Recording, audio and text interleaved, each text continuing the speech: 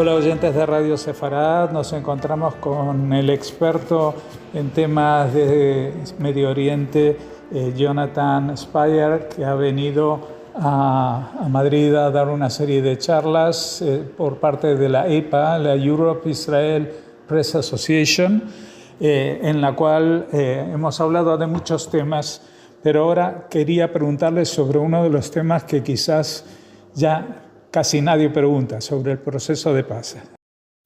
Unfortunately, I believe at least that a peace process leading towards final status. Desgraciadamente, por lo menos así lo creo, un proceso de paz que lleve a un acuerdo estable final entre israelíes y palestinos está aún muy lejos, ya que hay factores muy profundos que evitan su viabilidad.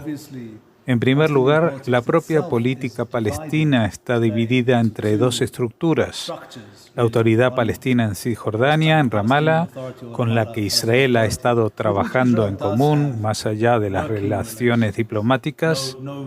Y por otro lado, tenemos el gobierno de Hamás en la Franja de Gaza, con la que Israel mantiene una relación de conflicto permanente que de vez en cuando estalla.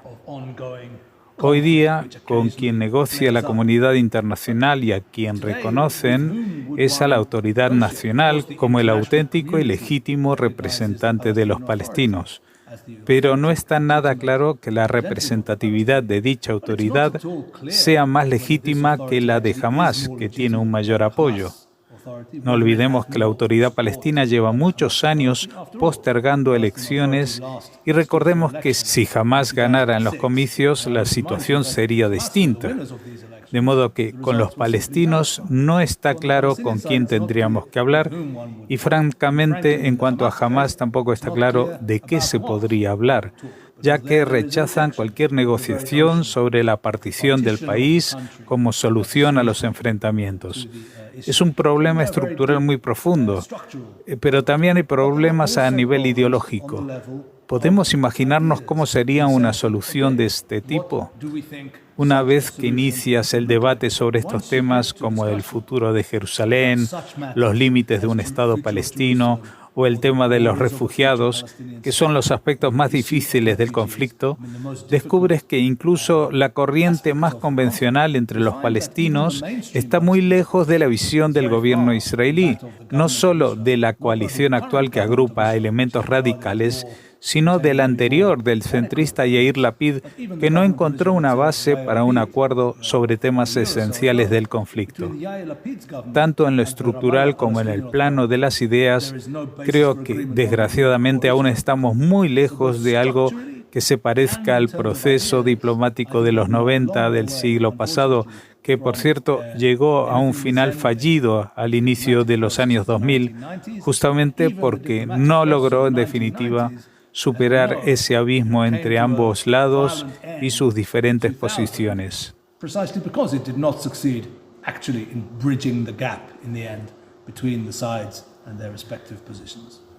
Lo que nos has contado está en fuerte contraste con la situación de diálogo con países árabes de la zona, ya que estamos viendo una creciente colaboración con algunos países, por ejemplo, Emiratos Árabes Unidos.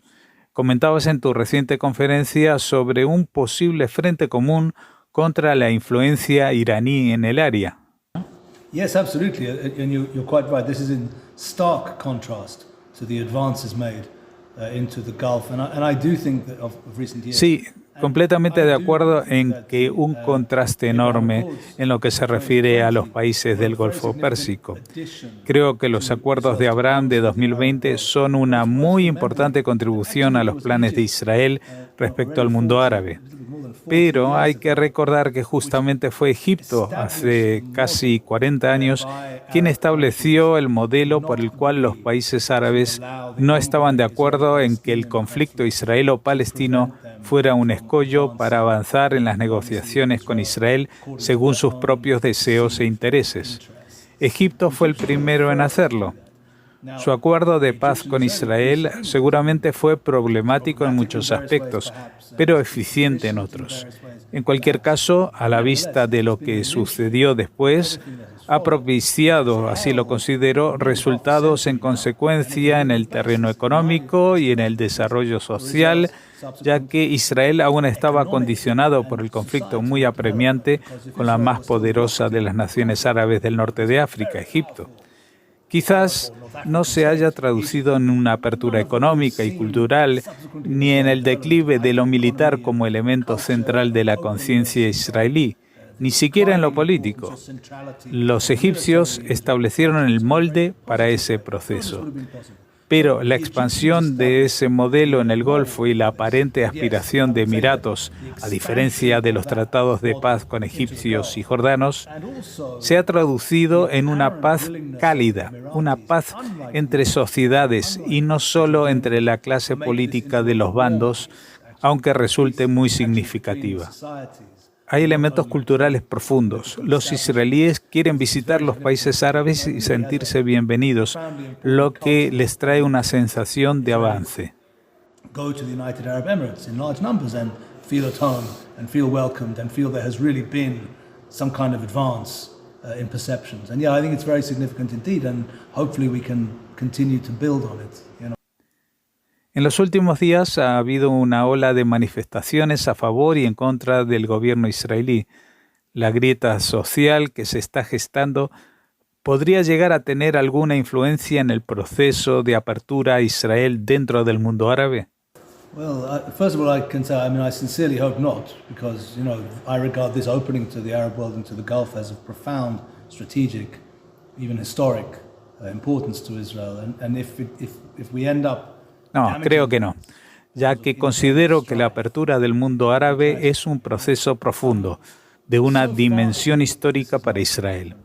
Si las pugnas internas llegan a afectar a ese proceso, sería una tragedia. De momento, eso no está sucediendo.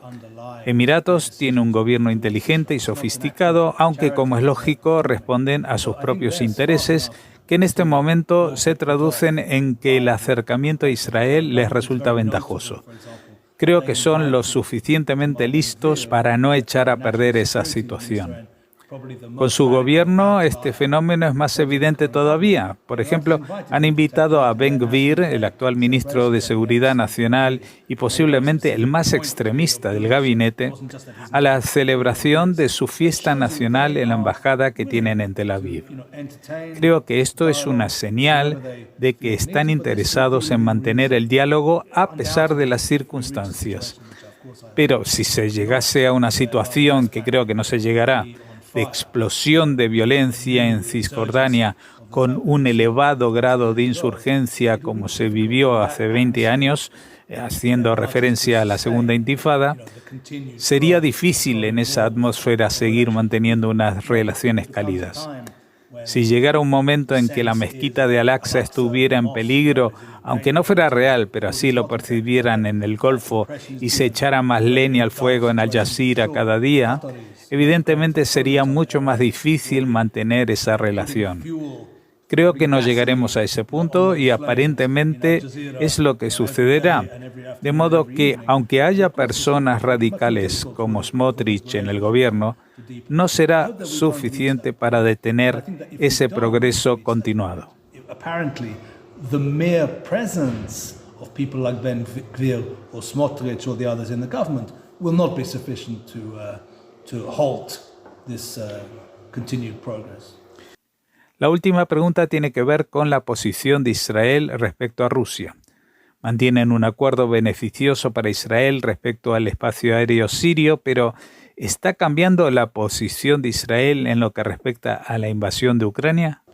Things are changing. First of all, on the Russian side, there is a growing strategic alliance between Russia and Iran, which I think Israel cannot ignore, and I think that Israel would be mistaken, and I think the state is aware that it would be mistaken to assume that Russia. Por parte de Rusia hay una línea fatídica que une a ese país y a Irán y que no se puede ignorar. E Israel cometería un error si creyera que Rusia puede llegar a ser algún tipo de socio en el contexto sirio. Algunos pensaban que Rusia ayudaría a expulsar a Irán de Siria. Eso no fue más que una ilusión y ya no hay quien pueda seguir creyendo en ello. Creo que la tendencia es que el apoyo de Israel a Ucrania vaya creciendo, algo que veíamos en el gobierno israelí saliente y también en el nuevo, en contra de algunas predicciones del tipo, cuando vuelva Netanyahu la cosa cambiará porque es amigo de Putin. Por el contrario, lo que se aprecia es una tendencia israelí creciente hacia la posición de Occidente respecto a Ucrania. Como resultado de ello, seguramente Rusia se enfadará en cierta medida, pero mientras Israel no venda activamente a Ucrania armamento de defensa antiaérea, cosa que no veo posible, no creo que tenga lugar un cambio drástico en lo que respecta a la posición rusa respecto al espacio aéreo en Siria. Israel no es un país sin alternativas en lo que a la disposición de Rusia en Siria se refiere. Esa no es una lectura precisa de la situación. Israel dispone de una aviación mucho más abundante y potente para imponerse en el cielo de Siria que la que los rusos tienen desplegada en ese país. Con los cazas F-35, Israel probablemente sea capaz de superar cualquier sistema de defensa antiaéreo que se despliegue. Por cierto, no creo que a los rusos les guste la idea de poner a prueba sus sistemas antiaéreos. De todos modos, en el futuro a medio plazo, estarán muy ocupados en otros asuntos a raíz de la complicada situación que tienen en Ucrania. Israel está en una buena posición para ganar en el terreno diplomático sin tener que implicarse en una confrontación con Rusia y seguir lo que ya venía haciendo en el espacio aéreo de Siria, porque es un arma de doble filo.